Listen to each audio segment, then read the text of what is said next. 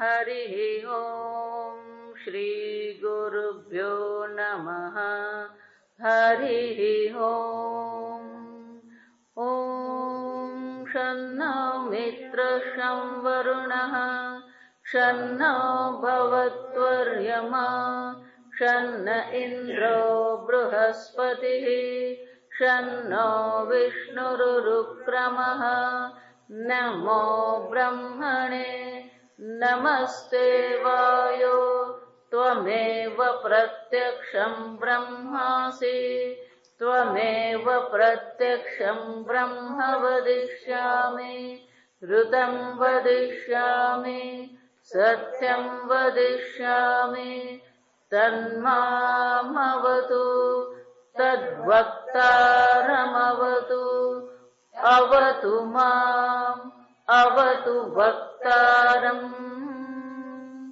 ॐ शान्ति शान्ति शान्तिः ॐ सहनाववतु सहनौ भुनक्तु सह वीर्यं करवावहै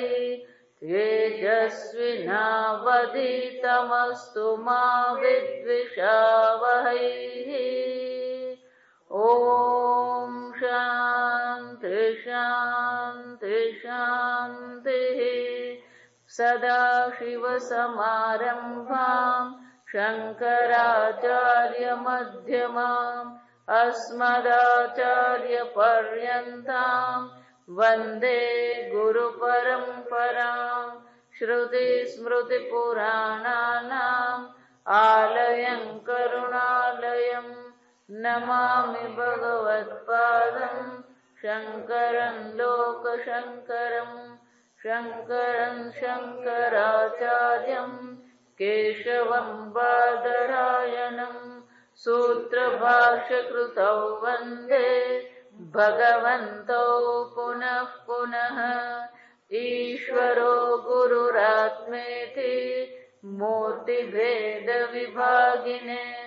व्योमवद्व्याप्तदेहाय दक्षिणामूर्तये नमः ॐ नमः प्रणवार्थाय शुद्धज्ञानैकमूर्तये निर्मलाय प्रशान्ताय दक्षिणामूर्तये नमः कुर्वाणाचीरमात्मनः कुर्वाणाचीरमात्मनः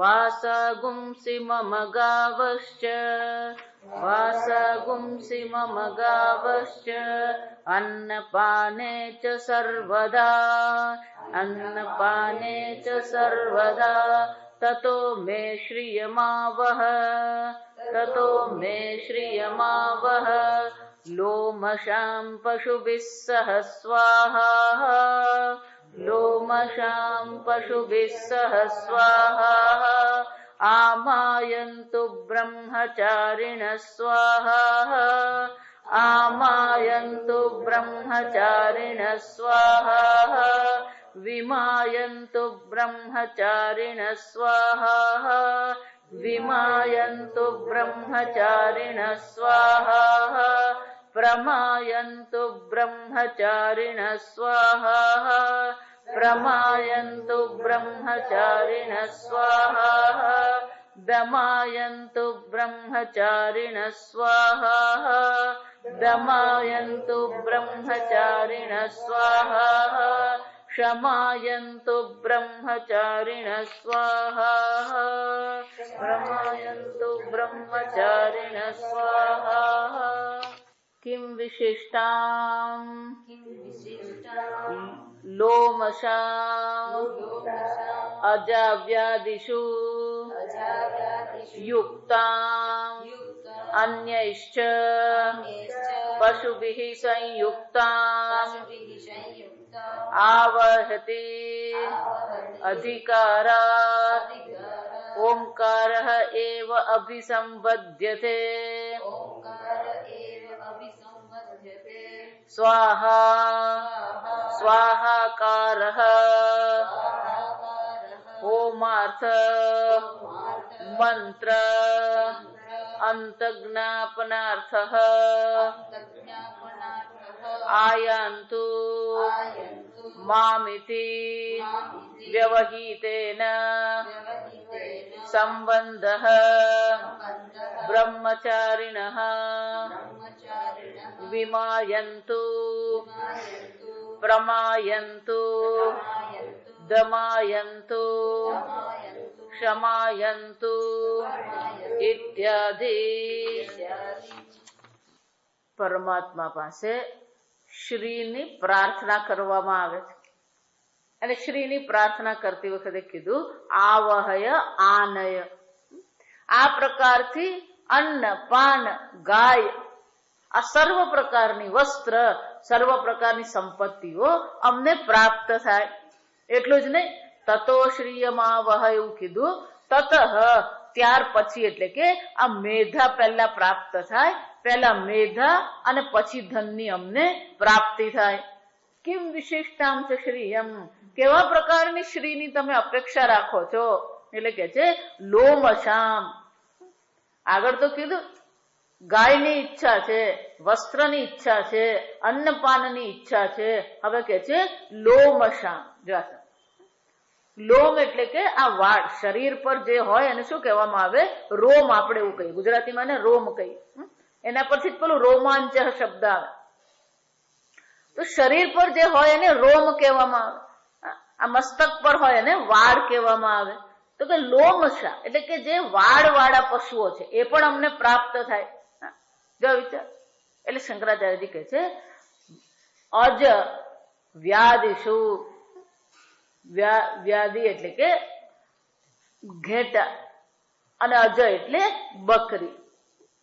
જો બધા બકરી ઘેટા પાડતા હોય શાના માટે? કે પછી દર વર્ષે એના વાળને શું કરવામાં આવે? એને ઉતારી લેવામાં આવે અને એ વાળને જ ઊન બનાવવામાં આવે ને ઊનમાંથી જ પછી આ વસ્ત્ર બનાવવામાં આવે. અને એટલે કે છે આવા પ્રાણીઓ પણ અમને પ્રાપ્ત થાય. અજવ્યાદિષુ યુક્તામ અન્યશ્ચ પશુભિઃ. આવા પ્રકારના પ્રાણીઓ અને અન્ય પ્રકારના પણ સર્વ પ્રકારના પશુઓ પ્રાણીઓ અમને પ્રાપ્ત થાય. પશુભિઃ સહયુક્તામ આવહ ઇતિ. આવા પશુઓ સહિતની સંપત્તિની અમે ઈચ્છા કરીએ છીએ. આવહ તમે અમારી પાસે લાવો, અમને પ્રાપ્ત કરાવો. તો કે પ્રાર્થના આપણે કોને કરીએ છીએ?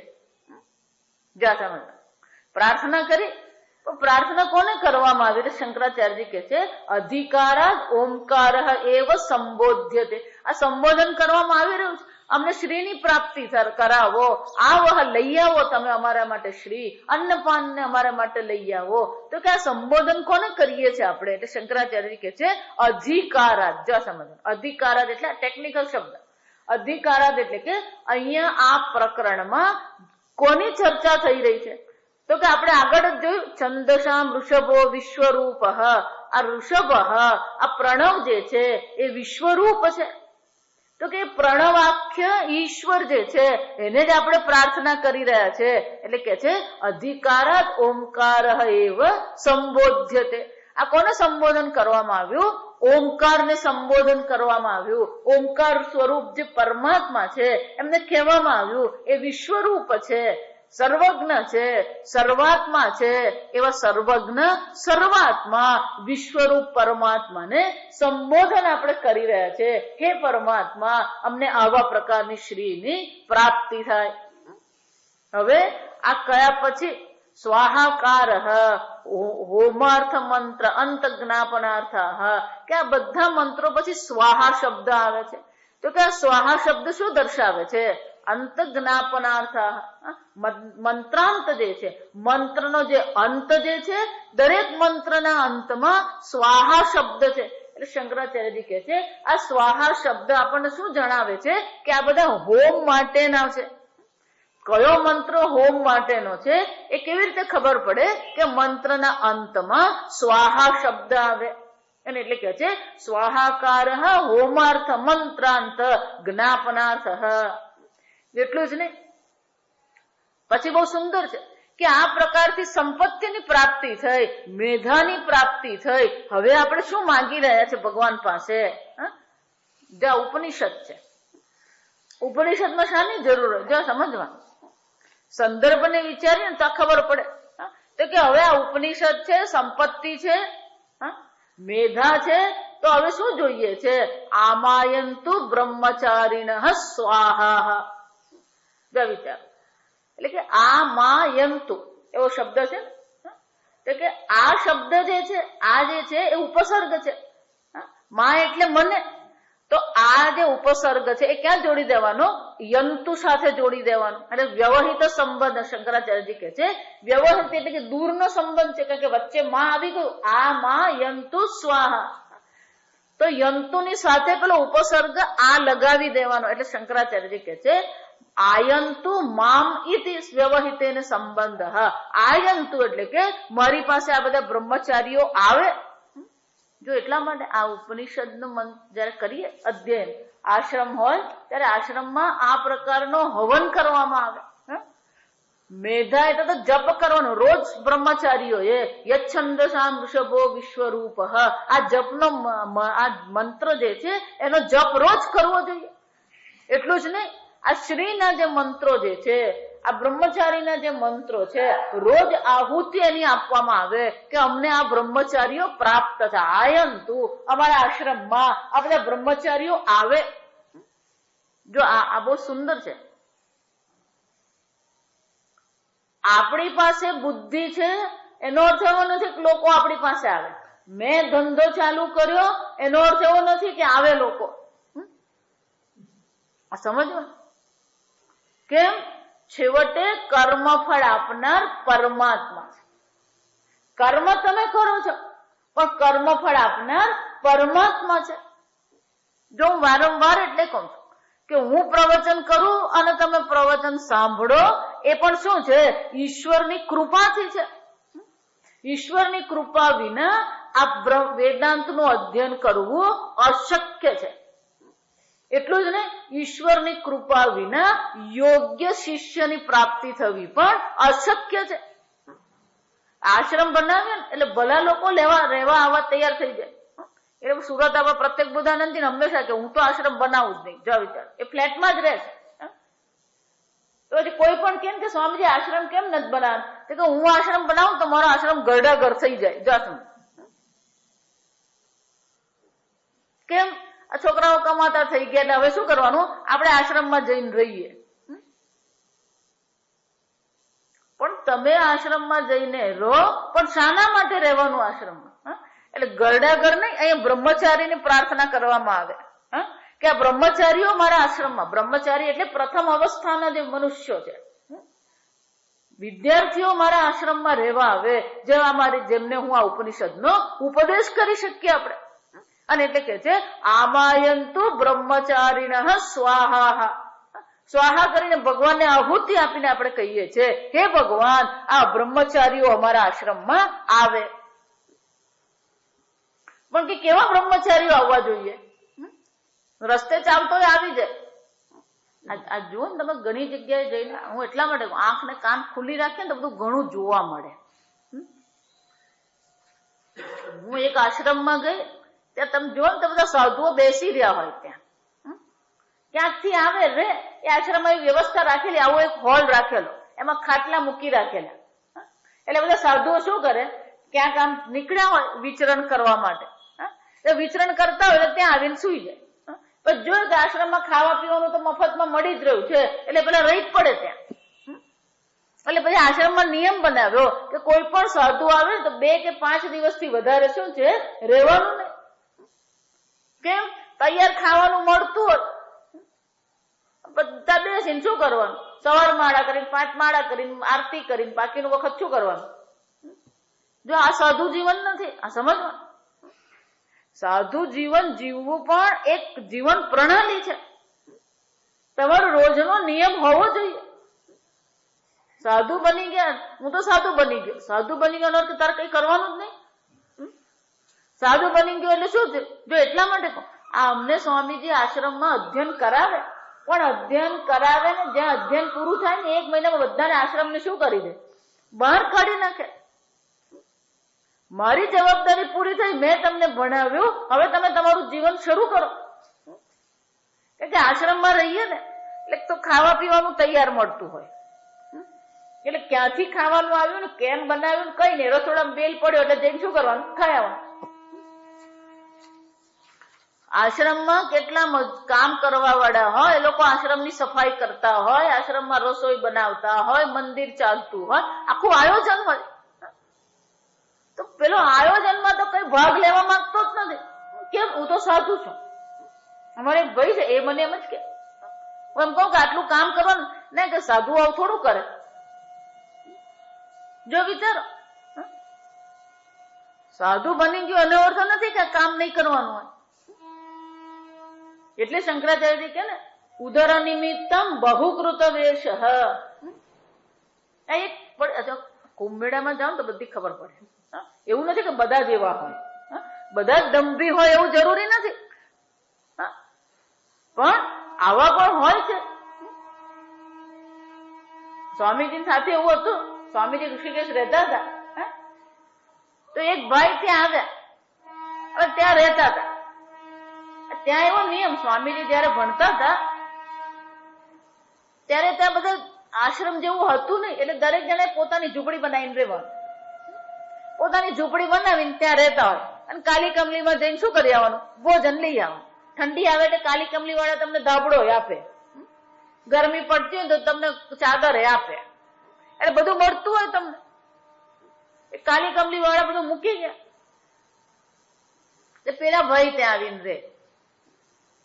અને નિયમ એવો કે બધા ઝૂંપડી બનાવીને રહેતા હોય, એટલે કોઈ નવો સાધુ આવે ને તો બધા એને બહુ પ્રમાણિકતાથી એનું સ્વાગત કરે, એને પેલી ઝૂંપડી બનાવી આપે, એને બનાવીને કહી દે ક્યાં જવાનું, શું કરવાનું, બધું કે મદદ કરે. બધા એકબીજાને મદદ કરે. કોઈ માલું પડી ગયું તો એના માટે ભિક્ષા લઈ પણ આવે, બધું જ ચાલતું હોય. એટલે આ ભાઈ ત્યાં આવે ને ત્યાં ઝૂંપડી બને, એટલે આ લોકો ઝૂંપડી બનાવીને મદદ કરી, અને એ રહેતો હતો ત્યાં. થોડા દિવસ તો બધું બરાબર ચાલ્યું. પછી એને એમ થયું કે આ તો બધું બહુ સારું છે, કેમ નહીં ખાવાની ચિંતા કરવાની, નહીં પૈસા કમાવાની ચિંતા કરવાની. એટલે આખો દિવસ બેસીને પેલા સાધુ જોયા, એને ખબર હતી કયો સાધુ ક્યારે નવરા હોય. એટલે સાધુ પાસે જઈને શું કર્યા કરે, ગપ્પા માર્યા કરે. નહીં શાસ્ત્ર નું અધ્યયન કરવું, ન જપ કરવા. વિચાર એટલું જ નહીં, પેલું ગંગા કિનારે સ્નાન કરવા જવાનું, સવારના પહોરમાં બધા ત્યાં 4 વાગે એટલે સ્નાન કરવા જતા હોય. એને કશું ને, એ સવારના સ્નાન કરવાનું કઈ નહીં, પણ તડકો નીકળે, જરા ગરમી થાય, પછી એ સ્નાન કરવા જાય. શરૂઆતમાં સાધુઓ હોય ને આ બધું ચલવી લે કે ભાઈ નવો નવો આવ્યો ને, પછી 10 દિવસ ચલવી લે, 15 દિવસ ચલવી લે. પછી તો શું છે, તમે નિયમમાં જીવન જીવો. સ્વામીજી કે પેલો આપણો આશ્રમ અત્યારે પણ છે ને, ત્યાં બાજુમાં પેલો અખાડો, નિરંજન અખાડો છે. એ અખાડાના જે સાધુ, હવે તો હમણાં જે સાધુ મહારાજ છે બધા બહુ શાંત સ્વભાવના, પણ પહેલા એમના જે ગુરુજી હતા ને એ બહુ નિયમથી રહેતા. એટલે આ પેલા જોયા કરે, એ અખાડાના પ્રમુખ હતા, એટલે એ જોયા કરે કે આ કશું ભણતો નથી, જપ નથી કરતો, સવારના ગંગા સ્નાન કરવા જતો નથી. એટલે એક દિવસ સ્વામીજી કે ये उनको यहाँ क्यों रखा है आपने? स्वामीजी શું કહે, અહીંયા નું કામ મૂકી રાખ્યો, यहाँ क्यों रखा है उसको? कोई बात नहीं, साधु है, घर बार छोड़ के आया है, रहेगा यहाँ पर. अरे रहेगा क्या, सबके साथ गप्पा मारता रहता है. જો સમજ, સાધુ બન્યા એટલે સાધુ જીવનના નિયમો છે. સંન્યસ્ય શ્રવણમ કુર્યાત, પહેલો તો નિયમ કયો છે, તમે એકવાર ઘર બાર છોડીને સાધુ જીવન અપનાવ્યું તો પહેલું કર્મ કયું છે, શ્રવણમ કુર્યાત. શાસ્ત્ર અધ્યયન કરીએ, આપણે જપ કરીએ. આ જેમ ગ્રહસ્થ માટે ગાયત્રી મંત્ર છે. ગાયત્રી એટલે ફક્ત સૂર્ય દેવતા નથી, બધા દેવતાઓને ગાયત્રી મંત્ર. ગાયત્રી એટલે 3 પાદ, આમ સામાન્ય રીતે 4 પાદ જાણીએ, ગીતામાં જેમ 4 પાદ છે. ગાયત્રી છંદ છે. એ છંદમાં એનો નિયમ શું છે કે 3 પાદ છે, અને દરેક પાદમાં શું છે, 8 અક્ષરો છે. એટલે 8 તાલી 24 અક્ષર થાય. આપણે જે ગાયત્રી જાણીએ એમાં પણ એ રીતે જ છે, દરેક દેવતાને છે. વક્રતુંડાય ધીમહિ, જો વિચાર, એકદંતાય વિદ્મહે વક્રતુંડાય ધીમહિ તન્નો દંતિ પ્રચોદયાત. દેવીઓના પણ છે. મહાલક્ષ્મી ચ વિદ્મહે વિષ્ણુ પત્ની ચ ધીમહિ તન્ન લક્ષ્મી પ્રચોદયાત. આ મંત્રો ગાયત્રી મંત્ર કહેવામાં આવે. એ જ રીતે સંન્યાસની પણ ગાયત્રી હોય. આ સમજવાનું.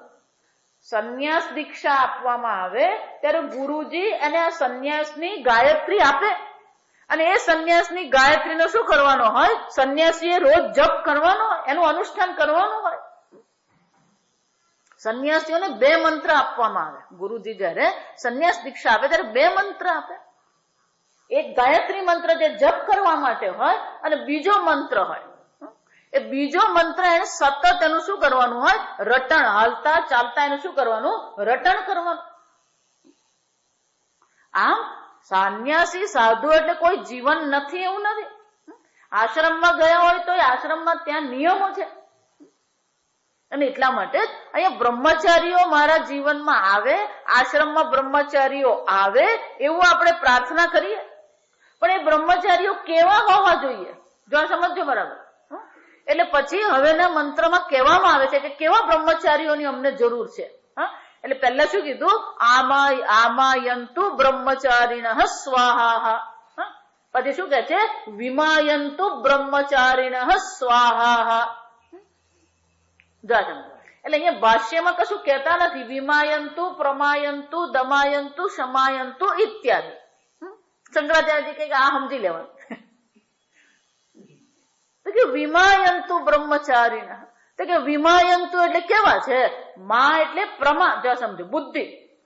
વિમા એટલે કે જેની કોઈ પણ પ્રકારે વિશેષ પ્રકારથી છે નિષ્કપટતા એને કહેવામાં આવે. વિમાયંતુ એટલે કેવા છે? જે નિષ્કપટ સરળ બ્રહ્મચારીઓ, જેને આ સંસારની ખટપટમાં કપટમાં રુચિ નથી, જેને આ સંસારના દોષ ચિંતનમાં રુચિ નથી, જેને આ શાસ્ત્ર ચિંતનમાં રુચિ છે, જેનું મન કેવું છે? સરળ છે, નિષ્કપટ મન. જો પ્રશ્નોપનિષદમાં આપણે જોઈ ગયા કે આ જ્ઞાન કોને થાય? જે માયાવી નથી, જે કપટી નથી, જે અસત્ય બોલતો નથી, એવાને આ જ્ઞાન થાય.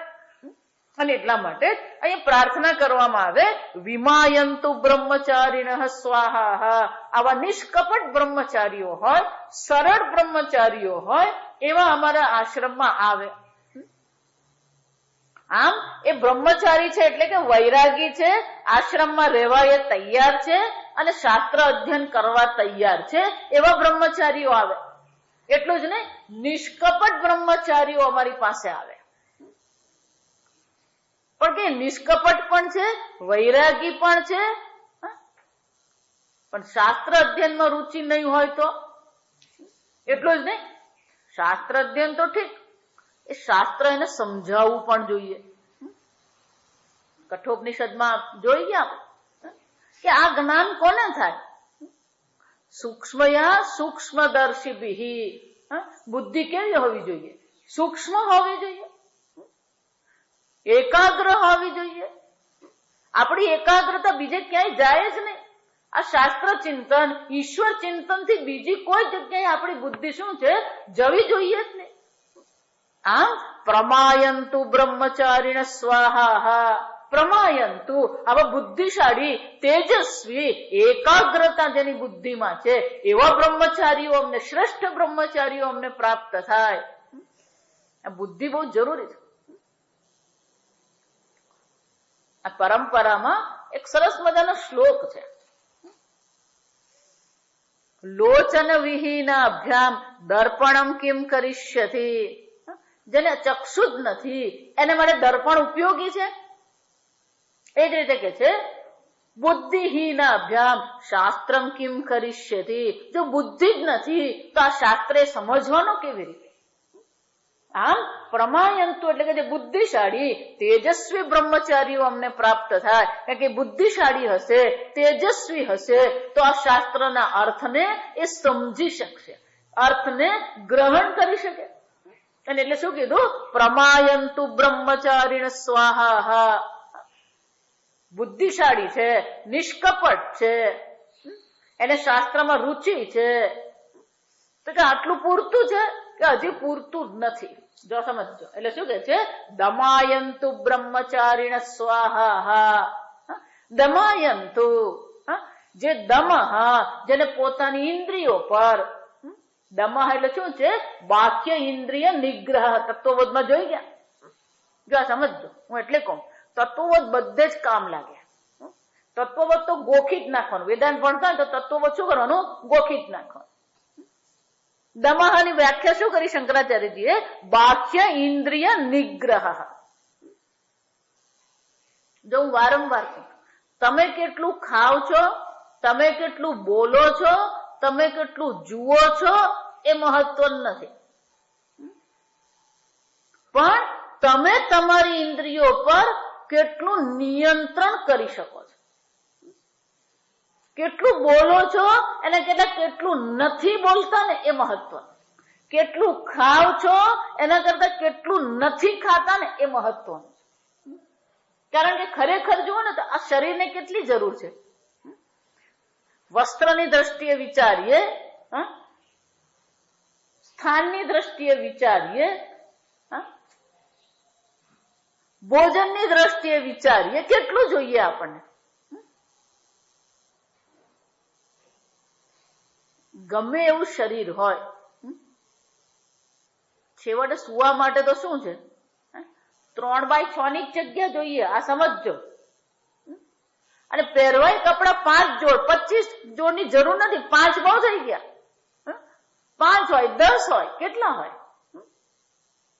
પરિગ્રહ. જો આ સમજજો. આ બધામાં દમા એટલે કે આ બધામાં નિયંત્રણ હોવું જોઈએ. વસ્ત્ર હોય, ભોજન હોય, નિદ્રા હોય. ભગવાન એને બહુ સુંદર કે યુક્ત. ભગવાન એને શું કે છે?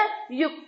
યુક્તાહાર વિહારસ્ય યુક્ત ચેષ્ટસ્ય કર્મસુ યુક્ત સ્વપ્નાવબોધસ્ય યોગો ભવતી દુઃખ.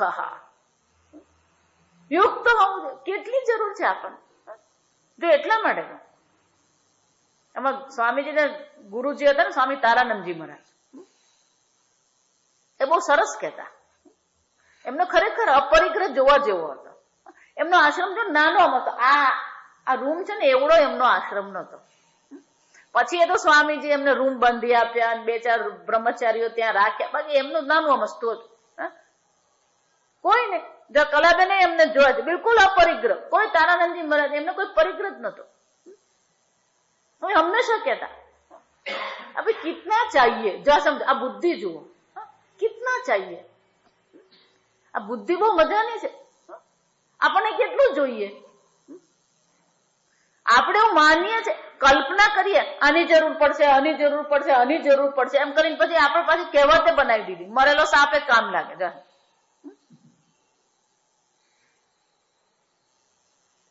એટલે તો આ માળિયા સિસ્ટમ નીકળી જવી જોઈએ. જો હમણાં કોકના ઘરે એક રૂમ હતો, એમાં બધું રૂમ વાપરતા નતા, એટલે શું કરે, જે વધારાનું હોય ને બધું શું કરતો હોય, પેલા રૂમમાં નાખ્યા કરે. તો પેલો છોકરો ભણીને આવ્યો, છોકરા ભણવા જાય ને બહાર, એટલે પેલો 6-7 વર્ષ બહાર હોય છોકરા. પેલો ભણીને આવ્યો, નોકરીએ લાગ્યો. પછી એક દિવસ કઈક કશે ને તો પેલો રૂમમાં જ ગયો. ત્યારે જોયું કે આ મમ્મી પપ્પાએ શું છે, આખા ગામનું ભેગું કરેલું. એટલે એક દિવસ કે મમ્મી આ હું ભેગું કરી રાખ્યું, આ બધું કાઢી નાખ મમ્મી. ના પણ કે આ તો પેલું પેટી કામની છે. જો પેલા જોયું કે આ મમ્મી પપ્પા છોડવાના નથી. જો આ વાસ્તવિકતા જ કહું. એટલે એક દિવસ પેલો ભંગારને બોલાવી ગયા. આ ભંગાર વાળો આવ્યો અને બધો ભંગાર એને શું કરી દીધો? તો વિચાર કેટલું જોઈએ. કોઈ પણ જો સમજો, એટલા માટે જીવન જો આપણે આવશ્યકતાની દ્રષ્ટિએ વિચારીએ ને તો બહુ ઓછું જરૂરી છે. શરીરને કેટલું જોઈએ, કેટલું ખાવ તમે. હા, દમાયંતુ એટલે શું છે? ઓછામાં ઓછા ભોગ છે. દમાયંતુ એટલે શું છે? ઓછામાં ઓછું બોલવું, ઓછામાં ઓછું ખાવું, જેટલું જરૂરી છે. યુક્ત આહાર, પ્રમાણસરથી આપણે. પણ આપણી મુશ્કેલી કેવું, ભાવ તો બળી ગયો ને એટલે પછી શું કરવાનું? એટલે આપણે શબ્દ બહુ મજાનો છે, દબાવીને ખાધું. શું કહેવાય?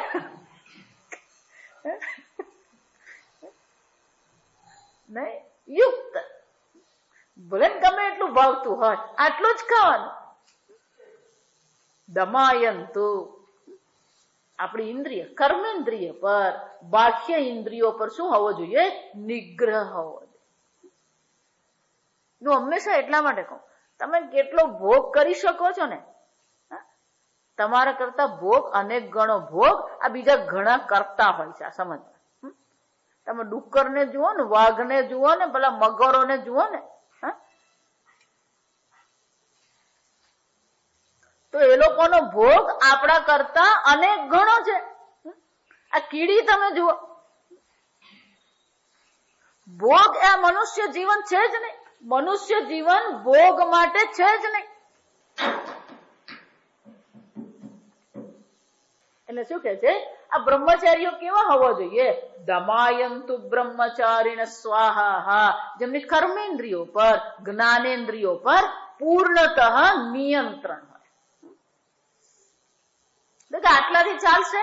ક્ષમાયંતુ બ્રહ્મચારીણ સ્વાહા, બાહ્ય ઇન્દ્રિયો પર જ નહીં, મન પર પણ શું હોવું જોઈએ? આપણું પોતાનું નિયંત્રણ હોવું જોઈએ. મન કોનો વિચાર કરે, મન કોને પકડે અને કોને છોડે, જો છેવટે બધું મન પર જ છે. જો મન પર નિગ્રહ હોય ને તો દમહની જરૂર પડે જ નહીં, આપોઆપ હોય જ. મન પર નિયંત્રણ હોય તો ઇન્દ્રિયો પર નિયંત્રણ કરવું પડે જ નહીં. પણ જયારે આપણે મન પર જ નિયંત્રણ નથી, આપણા વિચારો પર નિયંત્રણ નથી, તો પછી આપણી ઇન્દ્રિયો પર શું કરવું પડે? નિગ્રહ કરવો પડે. અને શું કે છે? ક્ષમાયંતુ બ્રહ્મચારીણ સ્વાહા. આવા બ્રહ્મચારી જો વિચારી જોજો, આવા બ્રહ્મચારી મળવા, આવા શિષ્યો મળવું એ પણ શું છે? ઈશ્વર કૃપા જ છે. આમ અહીંયા આગળ કેટલા કીધા?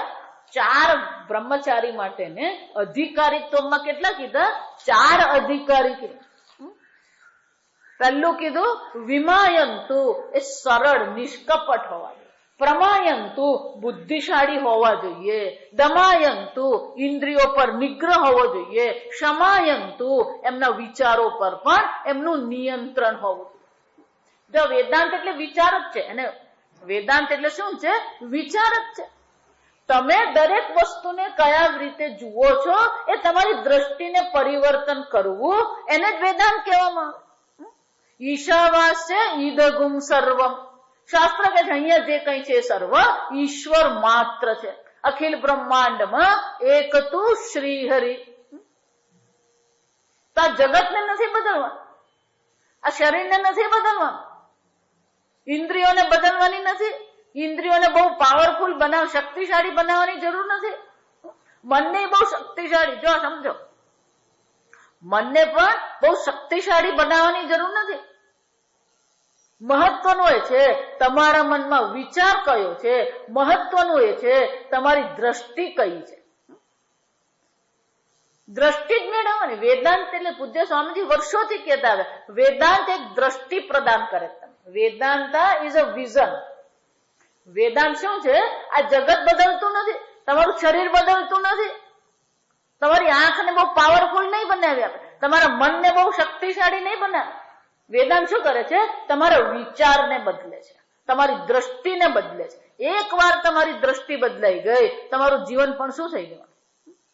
દ્રષ્ટિકોણમાં પરિવર્તનની આવશ્યકતા. જો આપણું પુસ્તક જ છે, નહીં વાંચ્યું ને તો વાંચજો, તો તમને ખબર પડે કે આપણી દ્રષ્ટિ જ ખોટી છે. આપણી દ્રષ્ટિમાં અલ્પતા છે. પેલું નાનામાં આપણે અટવાઈ ગયા હોય ને, એટલે વિશાળ પર આપણી દ્રષ્ટિ જતી જ નથી. જો હમણાં અમારી વાત થતી કે આ ભારત દેશની એક વિશેષતા છે, કે કઈ વિશેષ? કંઈ પણ નવું આવે ને તો તરત અપનાવે નહીં, તરત પહેલો તો એનો શું કરવામાં આવે? વિરોધ જ કરવાનો.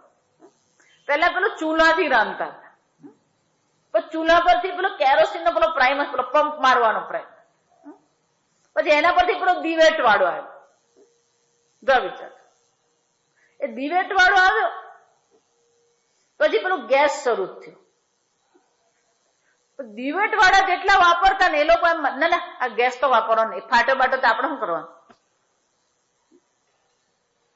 પરિવર્તન. પણ એ પરિવર્તન સ્વીકારવા માટે પરિવર્તન ક્યાં લાવવું પડે? તમારા મનમાં, બુદ્ધિમાં લાવવું પડે. પહેલા પેલું સ્ટવ વાપરતા હતા, હવે તમે ગેસ વાપરવાના, તો પહેલું તો પરિવર્તન ક્યાં આવે? તમારે શીખવું પડે, જાણવું પડે અને એને વાપરવું પડે.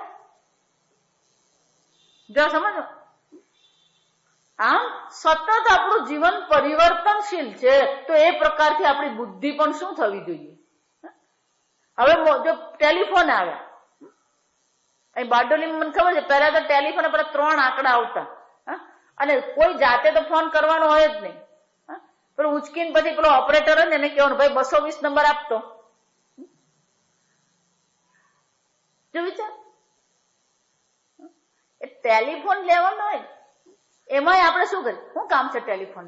જઈને કહી આવવાનું. ટેલિફોન નું એક કાગળ લખી દેવાનું, બીજી દાડે મળી જાય એને. ટેલિફોન નું શું કામ છે? પણ ટેલિફોન આવે તો પછી પહેલું પરિવર્તન ક્યાં આવે? આપણી બુદ્ધિમાં, આપણા વિચારોમાં. કેમ? ટેલિફોન વાપરીએ તો એ પ્રકારના વિચારો આપણા મનમાં હોય પછી. અને મોબાઈલ આવી ગયો, જો વિચાર, ટેલિફોન પરથી પછી શું આવી ગયું? આ મોબાઈલ આવી. આ રસોઈમાં પેલું માઇક્રોવેવ આવ્યું. અચ્છા, માઇક્રોવેવ વાપરવા જેવું છે નહીં, આ સમજો. તમે એમ માનતા ગરમ કરીને ખવડાવી દીધું. માઇક્રોવેવ આ બધી વસ્તુનો જે સાર જે છે, એની પૌષ્ટિકતા જે છે, એનો નાશ કરી નાખે. પહેલા આપણે જે પેલું ટોડીમાં બનાવીને ખાતા, એનો જે સ્વાદ હતો એવો સ્વાદ મળે નહીં. કેમ? ધીમે ધીમે જે ચડતું હોય અને પછી 1 મિનિટમાં કરી દે. આ માઇક્રોવેવમાં પાપડે શેકાય ને ખીચાય શેકાય, બધું જ થાય. ત્યાં તમને પરિવર્તન. પણ એની સાથે સાથે શું બદલાવું જોઈએ? આપણી બુદ્ધિ, વિચારો પણ બદલાવા. જેમ જગતમાં આપણે વિચારો બદલવાની જરૂર છે, એમ આ ઉપનિષદ ભણવું હોય તો શું કરવું પડે? આપણા વિચારો, આપણા આગ્રહ છોડવા પડે. ના, હું તો આમ જ કરીશ, એનો અર્થ શું થયો? પોતાના વિચારો આપણે બદલવા તૈયાર નથી. અને જો તમે તમારા વિચાર બદલવા તૈયાર નથી, તો આ વેદાંત તમને કોઈ રીતે ઉપયોગી નહીં થાય. જો આ સમજો, તમે એમ માનતા હોય કે હું જે માનું છું ને બરાબર. જો અર્જુનની હાલત એ જ હતી. અર્જુને એમ જ માની લીધું, મને તો બધી ખબર જ છે, ભગવાન આ યુદ્ધ કરવું જ જોઈએ નહીં, કારણ કે આ યુદ્ધમાં તો શું થવાનું? હિંસા થવાની. તો અર્જુનમાં કયું પરિવર્તન ભગવાન લાવે? જો સમજો, અર્જુનનું શરીર બદલાયું, અર્જુનની ઇન્દ્રિયો બદલાય, અર્જુનનું મન બદલાયું. ક્ષત્રિય હતો એ ક્ષત્રિય જ રહ્યો. ભક્ત ભગવાને શું કરે? એની બુદ્ધિ બદલી, એનું જ્ઞાન બદલી નાખ્યું, એની દ્રષ્ટિ બદલી નાખી. અને એકવાર દ્રષ્ટિ બદલાઈ ગઈ, એ મુક્ત થઈ ગયો. કેમ? આંતરિક રીતે એવો મુક્ત હતો, એને ભગવાને કહી દીધું, કરીશ્ય વચનમ તવ. કેમ? મારા પોતાના કોઈ વિચારો નથી, તમે જેમ કહેશો એમ હું કરીશ. ગીતામાં ભગવાન કહે છે એટલા સર્વધર્માન પરિત્યજ્ય. જો આ ધર્મ શબ્દ બહુ મજાનો. સર્વધર્માન એટલે આપણી સર્વ પ્રકૃતિઓનો પણ આપણે શું કરી દઈએ? ત્યાગ કરી દઈએ. આપણો સ્વભાવ, આપણો ગમો, આપણો અણગમો, આપણા રાગ દ્વેષ, આ બધાનો આપણે શું કરીએ? ત્યાગ કરીએ. આપણા વિચારો એટલે આપણા રાગ દ્વેષ છે, પણ આપણે આપણા રાગ દ્વેષ છોડવા તૈયાર નથી. આપણે આપણા વિચારો, આપણી દ્રષ્ટિ છોડવા તૈયાર નથી. અને એટલા માટે કહેવામાં આવ્યું, ક્ષમાયંતુ બ્રહ્મચારીને સ્વાહા. આ બ્રહ્મચારીઓ અમને પ્રાપ્ત થાય, પણ એ બ્રહ્મચારી કેવા હોય? ક્ષમ, જેમનું પોતાના મન પર નિયંત્રણ હોય અને જે શાસ્ત્રને અનુરૂપ ચિંતન કરવા તૈયાર હોય. સાધન પંચકમાં એટલા માટે બહુ સરસ કહેવામાં આવે કે તમારા વિચાર કેવા હોવો જોઈએ? શ્રુતિમાં તો તર્કોનું સંધિયતમ. શ્રુતિનો જે મત છે, એનો જે તર્ક છે, એને અનુરૂપ શ્રુતિમાં તો તર્કોનું સંધિયતમ. આમ સાધન પંચકમમાં બહુ સ્પષ્ટ કહે છે કે તમારા વિચારો કોને અનુરૂપ હોવા જોઈએ? શાસ્ત્રને અનુરૂપ તમારા વિચારો હોવા જોઈએ. ના, પણ હું તો મારી રીતે જ વિચારું. અત્યાર સુધી તારી રીતે વિચાર્યું, તું દુઃખી થયો, હકીકત છે. આ સમજ? પૂજ્ય સ્વામીજી બહુ સરસ કે તું અત્યારે તારી રીતે જીવ્યો છે, અને મેળ પડ્યો નથી જીવનમાં, તો હવે તારા વિચારને છોડ અને બીજો જે તને કહી રહ્યો છે એને અનુરૂપ વિચારવાનું, એને અનુરૂપ જીવન જીવવાનો તું પ્રયત્ન કર. આમ શમાયંતુ બ્રહ્મચારીને સ્વાહા. શ્રુતિ માતા કે છે આ પ્રકારથી આવા બ્રહ્મચારીઓની અમને પ્રાપ્તિ થાય. આ બ્રહ્મચારીઓની પ્રાપ્તિ થાય. પણ બ્રહ્મચારીઓની પ્રાપ્તિની સાથે સાથે હવે બીજો મંત્ર શરૂ થાય છે, યશોજને સાની સ્વાહા. આગળ મેં કીધું કે આ બધું જ છે આપણી પાસે, પણ સાથે સાથે આ બ્રહ્મચારીઓ આચાર્યના યશની પ્રાર્થના કરે. જો આ સમજો, યશોજને સાની સ્વાહા. હા, લોકોમાં એમનો યશ હોય, પ્રસિદ્ધિ હોય.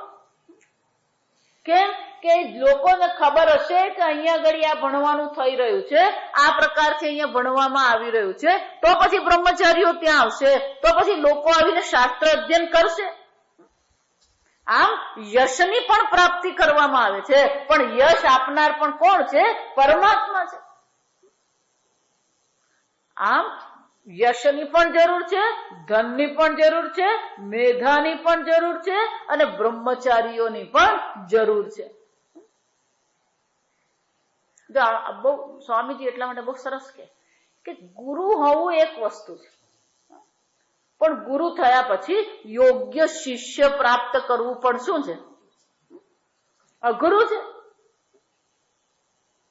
એટલા માટે પહેલાના જમાનામાં ચાળીને જ શિષ્યો લેતા. તારાનંદજી મહારાજ જે છે એમની પાસે કોઈ પણ માણસ ભણવા જાય એમને કે ભણાવો મને, કોઈ દિવસ ના નહીં પડે. પણ એમનો નિયમ હતો, એમને જે ભણાવ્યું હોય એ બીજે દિવસે તમારે બધું શું કરીને જવાનું? પાકું કરીને જ જવાનું. કેમ કે નથી તમારે નોકરી કરવા જવાનું, નથી તમારે રસોઈ પાણી કરવાનું, તૈયાર તમારે ખાવાનું છે, ઝૂંપડીમાં રહેવાનું છે, ગંગામાં સ્નાન કરવાનું. મોટર ચાલી કે નહીં ચાલી ચિંતા તો કરવાની નથી. તો બાકીનો વખત જે છે, આજે તમને 1 કલાક ભણાવ્યું તો બાકીના 23 કલાકમાં તમારે શું કરવું જોઈએ? પાકું કરવું જોઈએ. આજે ભાવનગર હું જાઉં છું ને, ત્યાં એક જનાર્દનભાઈ દવે છે, એ પોતે પણ કથા કરે છે, ભાગવત કથા. એ ડોંગરે મહારાજ પાસે ભણતા હતા અને અખંડાનંદજી મહારાજ પાસે. એમને આ રમેશભાઈ ઓઝાએ બ્રહ્મર્ષિનો એવોર્ડ આપ્યો, એમને રાષ્ટ્રપતિ એવોર્ડ પણ મળ્યો છે. એ ભાવનગરમાં કોલેજમાં ભણાવતા હતા, પણ સાથે સાથે એમણે ડોંગરે મહારાજ સાથે રહીને આ ભાગવત એ ભણ્યા હતા. એટલે ત્યાં મેં ભાગવત ભણાવવાનું, ભાગવત કથા નહીં, આ સમજો, ભાગવત ભણાવવાનું મેં ભાવનગરમાં શરૂ કર્યું. તો એમને કોઈક એમની પાસે જે સેવા, બહુ મોટી ઉંમરના છે હવે તો, એટલે એમની કોઈક સેવા કરનાર જે ભાઈ છે ને, એ ભાઈ રેગ્યુલર મારા પ્રવચનમાં આવે. એટલે એ ભાઈએ જઈને એમ કીધું કે આ સ્વામીજી આવ્યા છે ને ભાગવત ભણાવે છે. જો એટલે પેલું ભણાવે છે એમ કીધું ને એટલે એમને નવાઈ લાગી કે ભાગવત વળી કોણ ભણાવે? ભાગવત કથા કરી તો બરાબર છે, એટલે કોણ છે? કે સ્વામીજી છે અને બહુ સરસ કે ભાગવત કરે છે. એક કામ કર રમેશ, તું મને લઈ જા ત્યાં. એટલે પછી ત્યાં એ આવ્યા પ્રવચન. સાંજે 1.5 કલાક ત્યાં બેઠા ને પછી મને રૂમમાં મળવા આવ્યા. ત્યાં શું છે, આ હોલ છે ને એની બાજુમાં જ રહેવાનો રૂમ. એટલે રમેશભાઈ પેલા લઈ આવે કે સ્વામીજી આ જનાર્દનભાઈ છે ને ભાગવત નું કરે. તે મને આવીને કે ભાગવત ભણાવે એવું કીધું ને એટલે મને નવાઈ લાગી કે ગુજરાતમાં ભાગવત ભણાવવા વાળું કોણ? આજે સમજો, આ ઉપનિષદની જે ભાષા છે ને બહુ સરળ છે, ગીતાના પણ શબ્દો બહુ સરળ છે. ગમે એવો વ્યાકરણ જાણવા વાળો હોય ને, પંડિતાનામ ભાગવતે કસોટી એવું કહેવાય.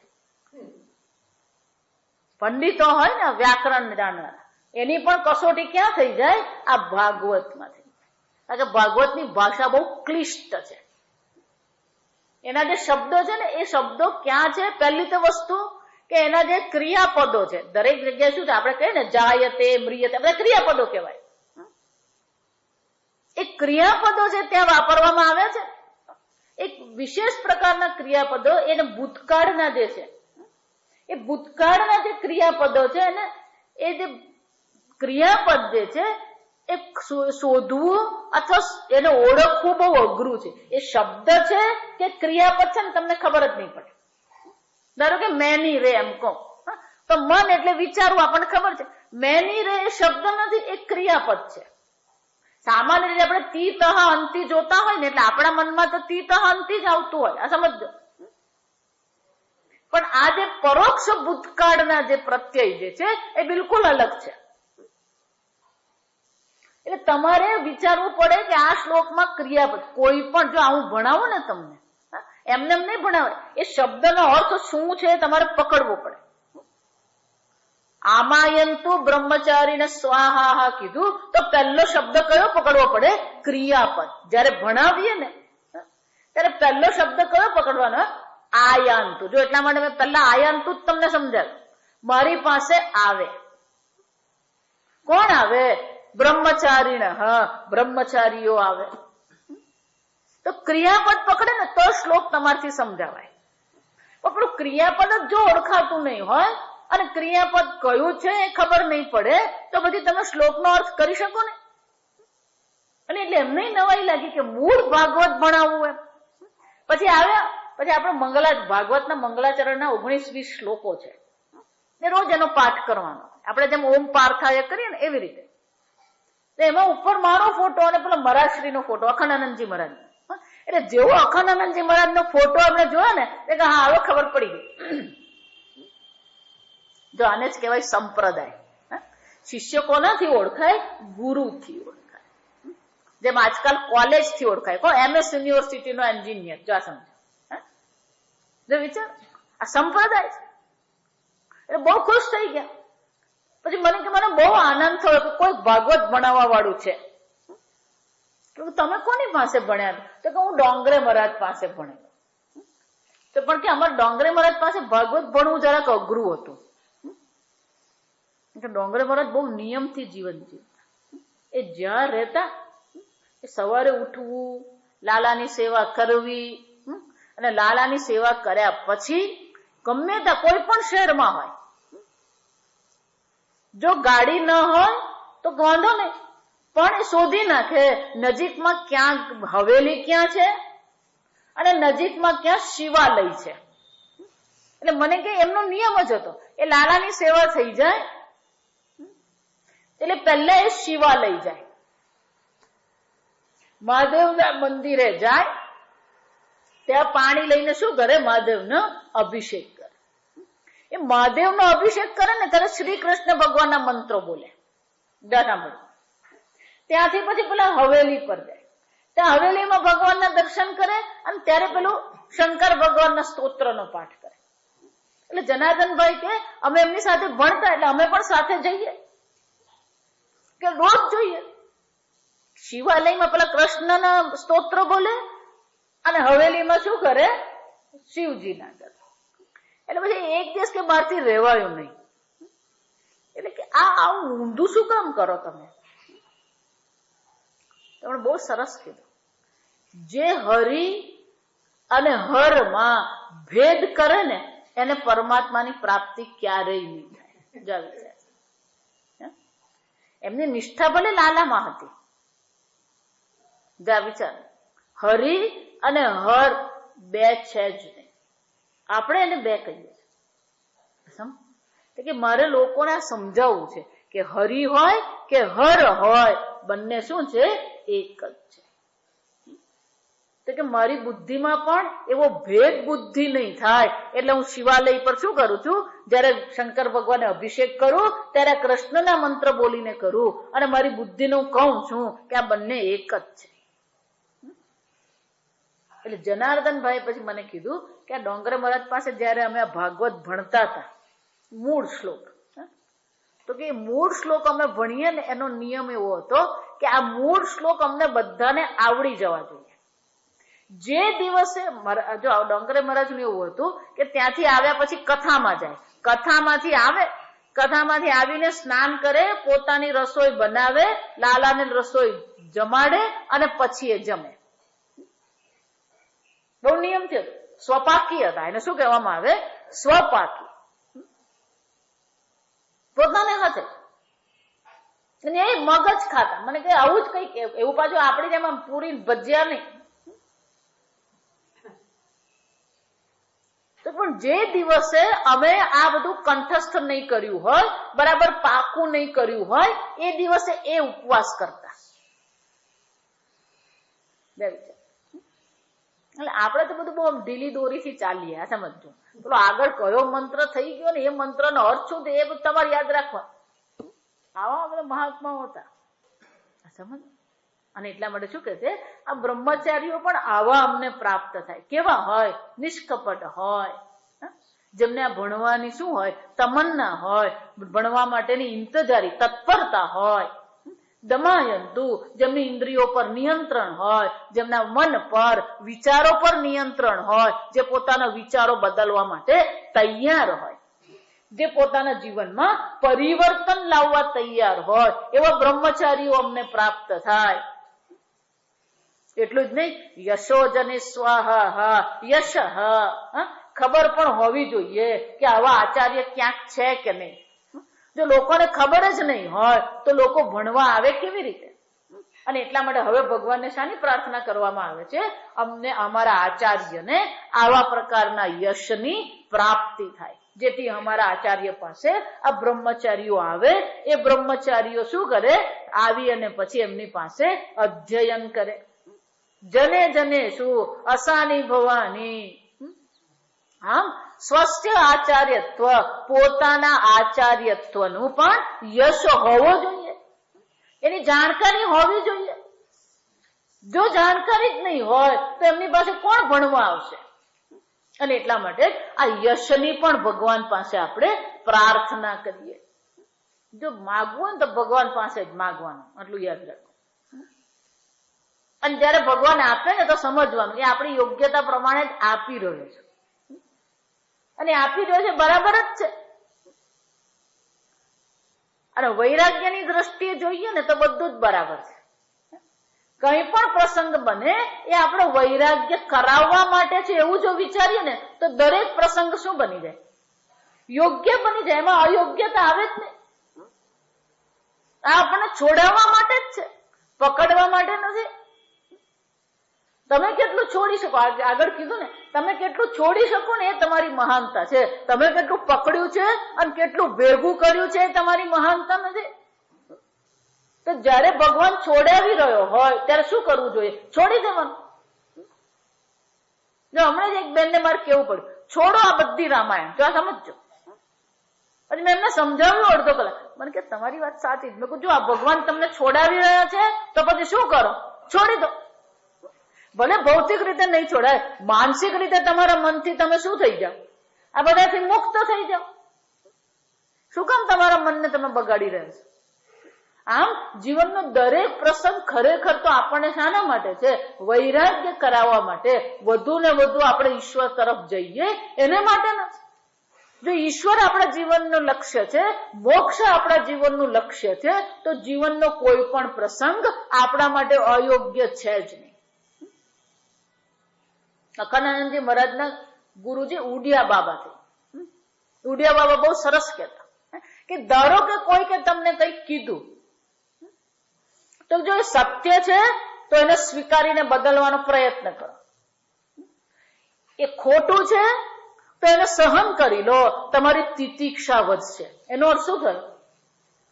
કોઈએ તમને કંઈ પણ કીધું હોય તો બંને રીતે શું છે? સત્ય છે તોય ઉપયોગી છે, ખોટું છે તો પણ શું છે? તમારી તિતિક્ષા વધારનાર છે. સહન કરી લો. સહનમ સર્વ દુઃખાનામ. દુઃખ સહન કરતા શીખ્યા આપણે.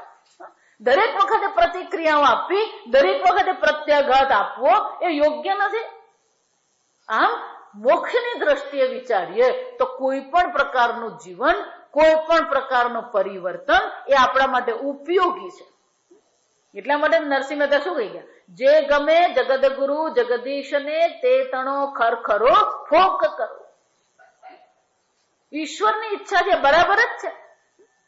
જો અર્જુનને એવું હતું કે આ યુદ્ધ શું કામ કરવું, કેમ કરવું, અર્જુન પણ સતત શું છે, વિરોધ અને સંઘર્ષમાં જીવતો હતો.